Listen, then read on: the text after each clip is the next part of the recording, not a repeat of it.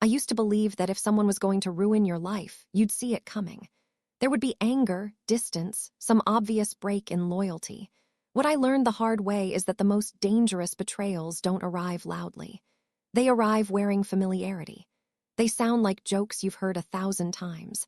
They feel like trust. And by the time you realize what's happening, the damage is already done. His name was Ethan. We met when we were 19, two broke students sharing a cramped dorm room that smelled like instant noodles and cheap deodorant. From the beginning, we were inseparable.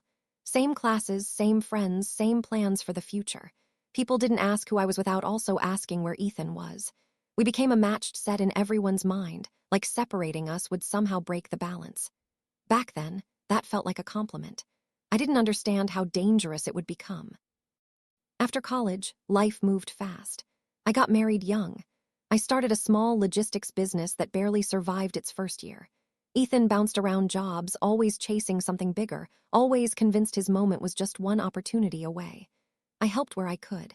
I introduced him to contacts, vouched for him, defended him when others questioned his reliability. Every time someone warned me to be careful, I brushed it off. That's just Ethan being Ethan, I'd say. I mistook familiarity for safety.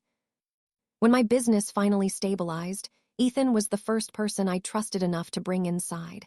Not as an employee, but as a partner. On paper, it made sense. He was sharp, persuasive, good with numbers. More importantly, I believed in him. I believed that loyalty meant something, that shared history counted for more than contracts. That belief would cost me almost everything. At first, nothing seemed wrong. Clients increased. Revenue climbed. Ethan took control of negotiations and expansion while I handled operations. We told everyone we were building something that would last. Then little things started slipping. Payments delayed. Confusion over invoices. Clients calling me with questions I didn't know how to answer. Ethan always had an explanation. Market fluctuations, banking errors, miscommunication. And because he was my best friend, I accepted those explanations without digging deeper. The first real crack didn't come from work. It came from my marriage. One night, my wife asked me why a client had emailed her asking if the ownership changes were finalized. I stared at her, genuinely confused. Ownership changes? I laughed it off at first, told her it was probably a misunderstanding. But something in her expression told me this wasn't nothing. She showed me the email. It wasn't vague. It wasn't innocent. It referenced discussions I'd never been part of. Conversations I wasn't supposed to know about. That night, I barely slept. My mind kept circling the same thought. Ethan wouldn't do that. He couldn't. Not to me, not after everything. The next morning, I asked him directly, calmly, gave him space to explain. He didn't deny it. He smiled, leaned back in his chair, and said something that still echoes in my head. "You were always better at building things," he said. "I'm better at taking them to the next level." In that moment, I realized I'd never really known him. Or maybe I had, and I just chose not to see it. He told me the restructuring was necessary, that investors wanted a different leadership image, that my role would be reduced for the good of the company. Reduced. In the business I started, in the life I'd built. I felt something collapse inside me, not dramatically, but quietly, like a structure failing under its own weight. Within weeks, things spiraled. Accounts were frozen. Legal notices arrived. Ethan moved fast, faster than I thought possible. Documents appeared with my signature on them, signatures I hadn't signed. He claimed they'd been approved months ago. He claimed I'd agreed. By the time I understood the scope of what he'd done, I was already locked out. Of the company, of the accounts, of the life I thought I controlled. If you want the full truth, hit like so this story reaches more people. The fallout didn't just hit me financially. Friends chose sides. Some avoided me altogether. Others assumed I must have done something wrong for things to collapse so completely. Ethan controlled the narrative, and he told it well. I watched years of trust evaporate in real time. My marriage strained under the pressure. Nights were spent staring at the ceiling, replaying every moment, every ignored warning. That's when I understood the real damage of betrayal. It doesn't just take what you have. It makes you question who you are. But what Ethan didn't know, what he couldn't see in his rush to win, was that he'd underestimated something fundamental. He thought my silence was weakness. He thought my shock was surrender. He was wrong. I wasn't planning revenge, not yet. I was doing something far more dangerous. I was paying attention. I didn't fight back right away. That was the first mistake Ethan made in underestimating me. He expected anger, threats, maybe a lawsuit thrown together in desperation. What he got instead was silence. I let weeks pass without confrontation. I answered calls politely. I forwarded emails without commentary. On the surface, I looked defeated. Inside, I was rebuilding myself from the ground up. Losing the company forced me to slow down in a way I never had before. For the first time in years, I wasn't running on deadlines or emergencies. I had time to think, time to replay every interaction, every decision that led to this moment. And the more I thought, the clearer something became. Ethan's takeover wasn't sudden. It was methodical, planned, which meant there were trails, patterns, cracks he hadn't bothered to hide because he assumed I wouldn't look. I started with the basics: old emails, archived contracts, bank statements I still had access to from before the freeze. At first, it was overwhelming. Pages of numbers, threads of conversations that seemed meaningless on their own. But slowly, connections emerged. Dates didn't line up. Signatures appeared before approvals. Clients referenced conversations that never included me. What looked like chaos from the outside was actually something else entirely. A rush. Ethan had moved too fast. Confident speed would cover his tracks. Around this time, my marriage finally cracked under the weight of everything. Not because of blame, but exhaustion. We were both worn down, emotionally drained, living in constant uncertainty. When she moved out, it felt like losing the last piece of stability I had left. For a while, I thought that loss would break me. Instead, it sharpened my focus. There was nothing left to protect except the truth. I reached out to an old acquaintance, Marcus, a forensic accountant I'd worked with years earlier. I didn't tell him the full story at first, just asked if he'd be willing to look over some documents. He agreed, more out of curiosity than commitment. 2 days later, he called me back with a tone that told me everything had changed. "You're not crazy," he said, "and you're not imagining this. There's something very wrong here." Over the next month, we worked quietly. No court filings, no accusations, just analysis. Marcus traced fund movements through shell accounts, short-term holds, clever but sloppy transfers designed to obscure intent. Ethan hadn't stolen everything outright. He'd redirected it, positioned himself as indispensable while slowly draining control away from me. It was elegant in theory, careless in execution. What surprised me most wasn't the financial misconduct. It was how many people had been kept in the dark. Employees, junior partners, even some clients. Ethan's confidence came from believing he alone held the full picture. He didn't consider that others might start asking questions once I was gone. He didn't consider that silence invites curiosity. As evidence piled up, so did my resolve. This wasn't about getting the company back. That version of my life was gone. This was about accountability, about making sure the story Ethan told wasn't the one that survived. Still, I didn't act. Not yet. Timing mattered more than speed. The first real shift came when one of our largest clients reached out directly. Not to Ethan, to me. They'd noticed inconsistencies in billing and service quality since the restructuring. They wanted clarity. For the first time since everything collapsed, I felt the balance tilt slightly back in my favor. I didn't accuse. I didn't reveal everything. I simply told them the truth I could prove and promised more soon. Word traveled faster than I expected. Another client called, then another. Each conversation followed the same pattern: confusion, concern, quiet disappointment. Ethan had built his control on perception, and perception was starting to crack. He responded the only way he knew how, by tightening his grip. New policies, restricted communication, legal threats sent preemptively to anyone who questioned him. That reaction confirmed what I already knew. He was scared. This was the moment I chose to move forward, not with rage but precision. I hired an attorney not to launch an immediate lawsuit but to prepare one, to structure it carefully, to ensure every claim was backed by evidence so clean it couldn't be dismissed as bitterness. We assembled everything: financial trails, forged documents, misrepresented agreements. Each piece was small on its own. Together, they formed a picture Ethan wouldn't be able to explain away. Comment justice if you believe she deserved justice. I didn't tell Ethan what I was doing. I didn't warn him. I let him continue believing he'd won. That belief made him reckless. He overextended, took on new debt, promised returns he couldn't guarantee, all of it documented. all of it building toward a moment he wouldn't see coming. During this time, something unexpected happened inside me. The anger faded. Not because he didn't deserve it, but because anger requires energy I no longer wanted to give him. What replaced it was clarity. I wasn't trying to ruin him. I was trying to restore balance. Whatever happened next would be a consequence of his choices, not my emotions. When the filing finally happened, it didn't explode the way people imagine lawsuits do. No dramatic arrests, no public spectacle, just a series of notifications delivered quietly, officially, irrevocably. Ethan called me that night for the first time in months. I let it ring. The voicemail he left was calm, almost friendly, which told me everything I needed to know. He still thought this was negotiable. He still thought I wanted something from him.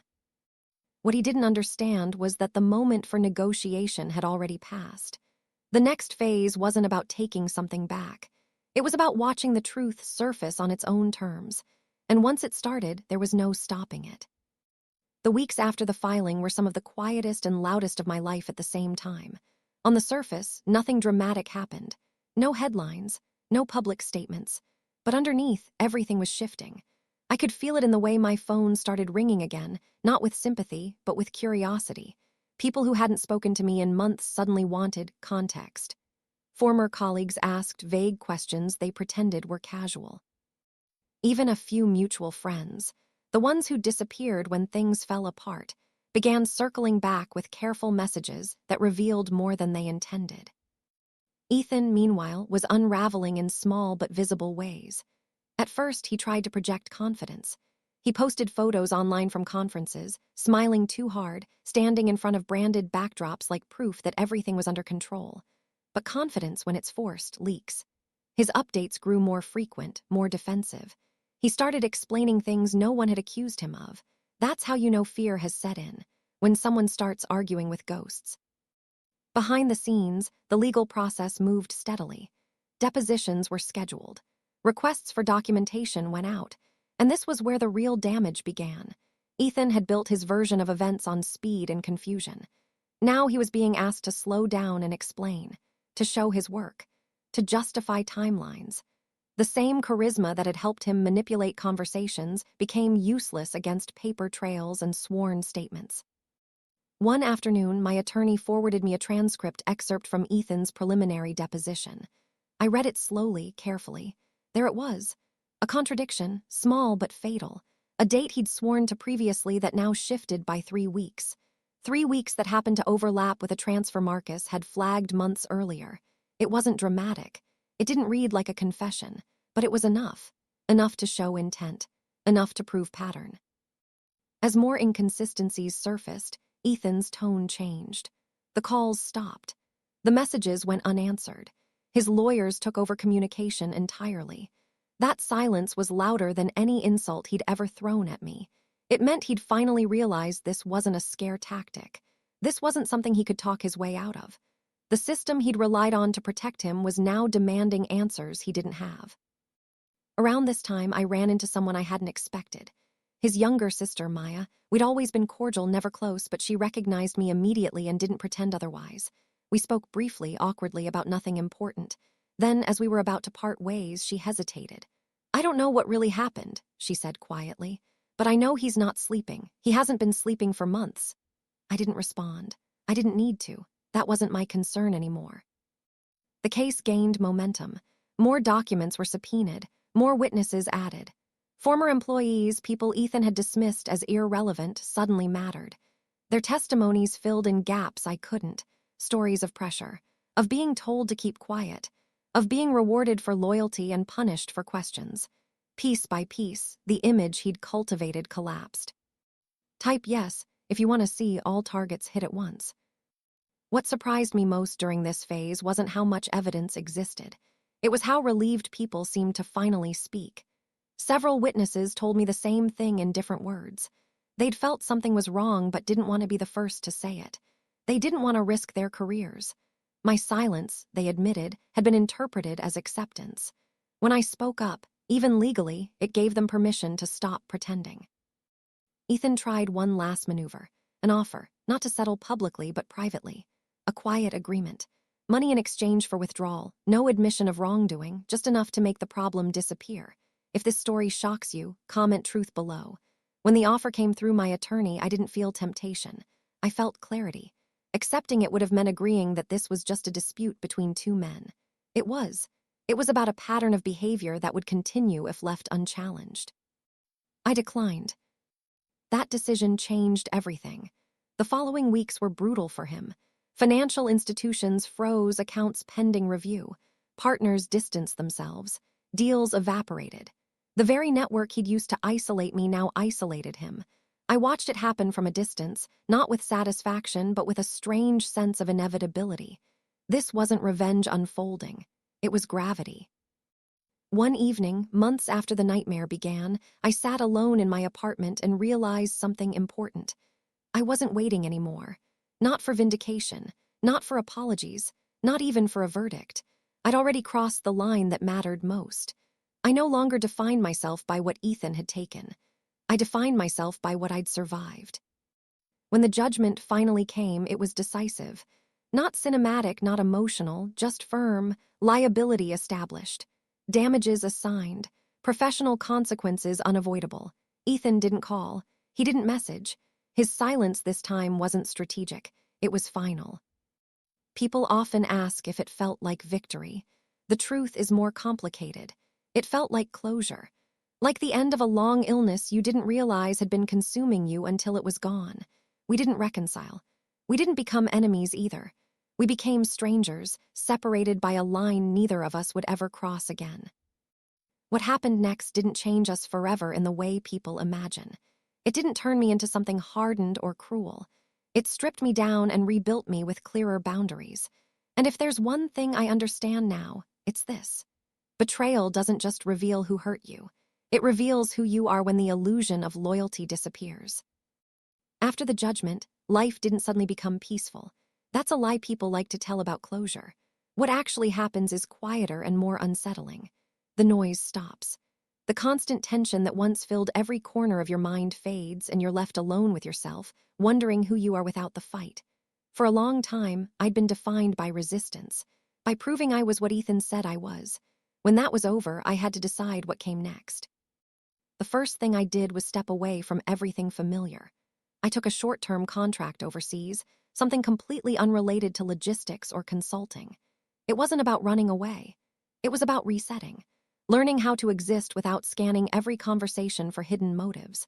Learning how to trust my instincts again without second-guessing them into silence. I needed distance to see clearly, and distance has a way of rearranging priorities. While I was gone, the ripple effects continued. News traveled through old networks, filtered and distorted the way it always does. Some people reached out with apologies for doubting me. Others asked for advice, quietly admitting they were stuck in situations that felt uncomfortably familiar. I didn't preach. I didn't gloat. I told them the truth as simply as I could. Pay attention.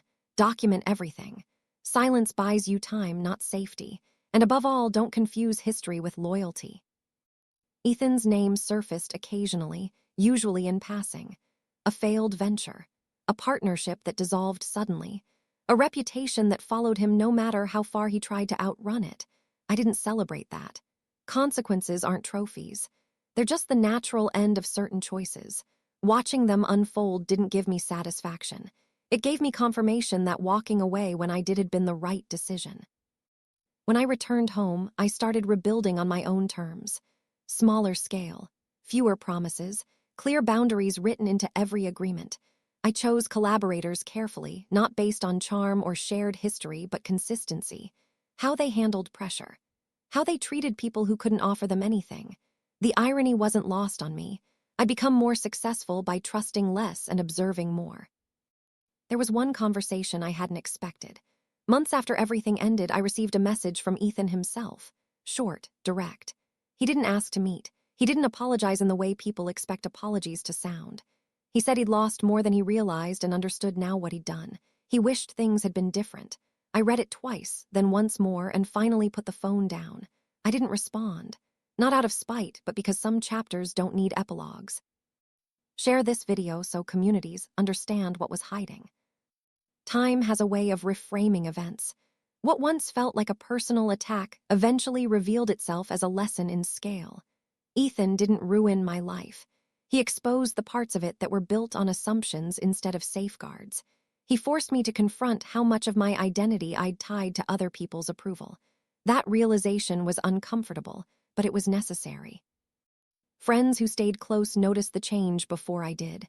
They said I listened differently now, asked better questions, reacted less. I wasn't hardened, I was precise. There's a difference. Precision comes from knowing where your limits are and enforcing them without apology. That's not bitterness, that's growth. I sometimes think about the version of myself who laughed off the first warning signs, who believed shared history could substitute for accountability. I don't judge him anymore. He was operating with the information he had. The difference now is that I don't ignore information that makes me uncomfortable. Discomfort is often the first signal that something matters. If this shocked you, comment aware below. The story didn't end with reconciliation or dramatic forgiveness. It ended with clarity, with distance, with a life rebuilt around principles instead of personalities. What happened next changed us forever, not because we reconciled, but because we diverged. We became proof of two different responses to opportunity, one rooted in control, the other in responsibility. People still ask if I'd do anything differently. The honest answer is no. Not because the pain was worth it, but because avoiding it would have kept me small. Some lessons don't arrive gently. They arrive disguised as disasters and leave behind something sturdier than what they destroyed. And if you're listening to this because something feels off in your own life, because a relationship that once felt safe now feels confusing or heavy, pay attention to that feeling. Don't panic. Don't accuse. Just observe. Patterns reveal themselves to those who are willing to wait and watch. There's a strange moment that comes after everything settles, when you realize the story people remember isn't the one you lived. It's a simplified version. Cleaner, easier to digest. They remember betrayal and fallout, winners and losers, but they don't remember the quiet cost. The long nights where nothing dramatic happens but everything inside you shifts. That's where the real ending lives, in the part no one sees. For a long time, I thought the defining moment of my life was when Ethan betrayed me. Then I thought it was when the truth came out and everything collapsed for him. Now I understand it was neither. The defining moment was much smaller. It was the day I stopped replaying conversations in my head, stopped imagining different outcomes, stopped needing the past to make sense before I could move forward. That was the day I got my life back. People assume that when someone wins a situation like this, they walk away proud, maybe even smug. That's not how it works. You walk away lighter. Not because you gained something, but because you finally put something down. I stopped carrying the need to be understood by everyone. I stopped trying to correct every false assumption. I stopped explaining myself to people who had already decided what they wanted to believe. That silence wasn't weakness, it was closure. Ethan faded from my life completely after that message. No more updates. No mutual connections bringing news, just absence. At first, that absence felt strange, like a missing limb you still expect to feel. Over time, it became normal. Peace has a way of sneaking up on you like that. One day you realize you haven't thought about someone in weeks, and instead of sadness, you feel relief. The biggest change wasn't external. It was internal. I stopped romanticizing loyalty. I stopped believing that longevity automatically meant integrity.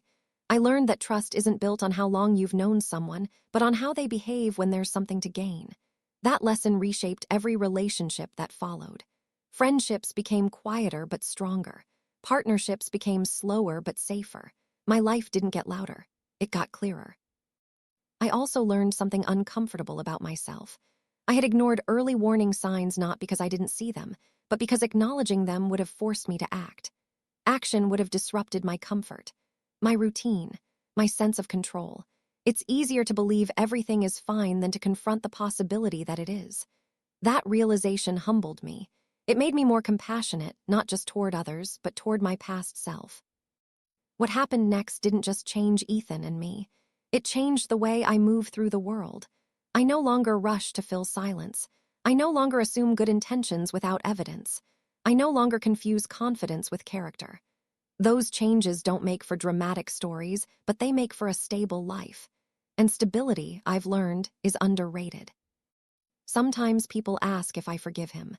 I don't answer that directly because forgiveness isn't a switch you flip or a statement you make. It's a byproduct of no longer being affected. I don't wish him harm. I don't wish him well either. I wish him accountability, whatever form that takes. Forgiveness, if it exists at all, lives in the fact that his choices no longer define my emotions.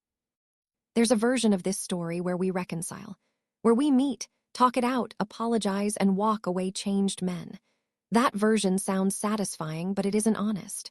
Real life doesn't always tie itself into neat conclusions. Sometimes the most powerful ending is distance. Sometimes growth looks like divergence, not reunion. And that's okay.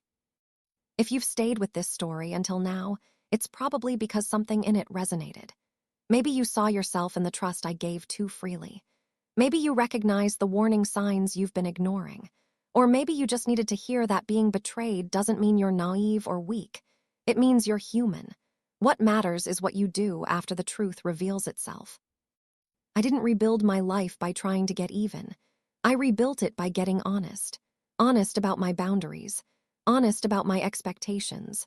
Honest about the fact that some people don't change, they just get better at hiding who they are. Once you accept that, you stop trying to save relationships that are quietly draining you. The irony is that what Ethan did, as destructive as it was, forced me into a version of myself I might never have become otherwise. More deliberate, more observant, less reactive. That doesn't justify his actions, but it does explain the outcome.